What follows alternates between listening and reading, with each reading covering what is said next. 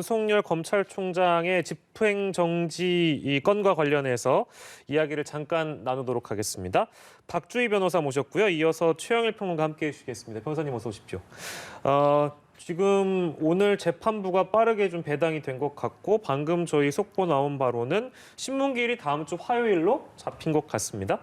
이렇게 되면은 다음 주에 결론이 다 나올 거라고 예상할 수 있을까요? 어떻습니까? 네, 그 집행정지 신청이라는 건 일종의 가처분이기 때문에 네네. 가처분의 핵심은 신속한 결정입니다. 뭐 저번에 직무배제 결정 같은 경우도 신문 그 다음 날 바로 그 결과가 나왔기 때문에 22일에 이 신문기일이 잡히고 하루 이틀 사이에 아마 결과가 나올 것 같습니다. 예, 22일이라면 화요일인데, 그러니까 그날, 그러니까 저번에도 굉장히 빠르게 결론이 났으니까 이번에도 그럴 것이라고 예상이 되는데 배당된 곳을 보니까 달라요. 그러니까 그 일각에서 예상한 바로는 직무배제 집행정지 배당됐던 그러니까 조미연 판사 이쪽에 다시 관련 사건으로 묶어서 배당할 것이다. 뭐 이런 예측도 있었던 모양이에요. 근데 다른 행정법원 12부입니다. 여기에 이제 배당이 됐으니까 이건 뭐 특별한 배경이 있다고 봐야 될까요?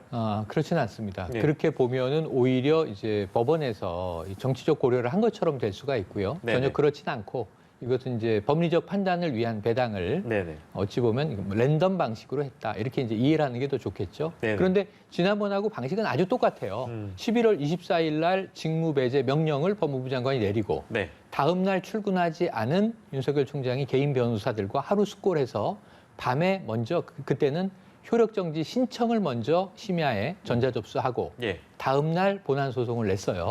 근데 사실상 동시에 이루어진 것으로 봅니다. 왜냐하면 두 개는 이제 하나의 쌍으로 되어 있기 때문에 이번에도 저 징계위의 판결이 나오고 대통령이 재가를 통해서 집행한 다음 날 출근하지 않고 어제 하루 종일 이제 법적 검토를 했고요. 어젯밤 늦게 본안 소송과 신청을 동시에 넣었습니다. 그리고 오늘 바로 이제 배당이 되게 된 거고 날짜가 잡힌 거죠. 그 당시에도 25일 밤 26일 소송을 냈는데 이 기일이 30일로 잡혔어요. 11월 30일 월요일 날 신문을 했습니다. 그리고 그날 결정 나오지 않을까 했는데 다음 날 오후 4시 반에 나왔죠.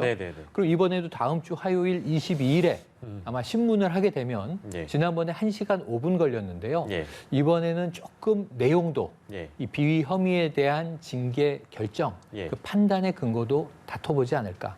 그렇다면 이제 한 뭐 2시간, 3시간 걸린다고 전제하면 이르면 22일 밤, 늦으면 23일 중 아마 반드시 이제 인용 아니면 기각으로 결정이 날 것 같고요. 여기서 이제 이 징계, 정직 2개월이 무력화되느냐 아니면 그대로 집행되느냐 그 결정이 일단 날 것 같습니다. 뭐 절차는 행정법원에서 이뤄지는 집행정지 신문이니까 뭐 어떤 형식은 유사하되 내용면에서 그러니까 무게가 조금 다르지 않는가에 대한 그런 평가들이 있어서 이번에는 그러니까 물론 이제 최영일 평론가께서는 뭐 이르면 당일 혹은 그 다음 날 저번에 직무배제와 관련된 거는 그 다음 날에 나왔으니까요. 좀 더 걸릴 수 있겠습니까? 어떻게 평가하세요? 이 부분도 워낙 긴급한 사안이다 보니까 이 지금 징계 개시 시점이 지금 시작이 됐잖아요. 그러면 여기서 사실은 2개월이라는 시간이 있는데 거기서 또 이걸 직무정지, 그러니까 집행정지를 하냐 아냐를 가지고 또 시간을 끄는 것 자체도 이 부분도 사실은 굉장히 소모적인 부분이라서 쟁점 자체는 직무배제 정지보다는 좀 더 많긴 하지만 그래도 좀 빨리 나올 것 같습니다. 그래도 좀 빨리 나온다라는 말씀이시고 저희가 뒤이어지는 사건 큐브의 주제들이 많이 있어서 이 주제는 좀 빨리 끝내야 될 텐데 그래도 어쨌든 뭐 쟁점은 회복 불가능한 손해가 될 것이고 그리고 긴급한 필요성이 존재하느냐 뭐 이제 이런 여부에 대해서는 많은 국민들이 이번 건을 통해서 아실 거예요. 자 그렇다면 뭐 무게는 살짝 다르다고 저희가 앞서서 언급을 했으니까 두 분께서 어떤 결론이 좀 나올 것인지 간략하게만 좀 예상해 주신다면 박주희 변호사께 먼저 드릴까요?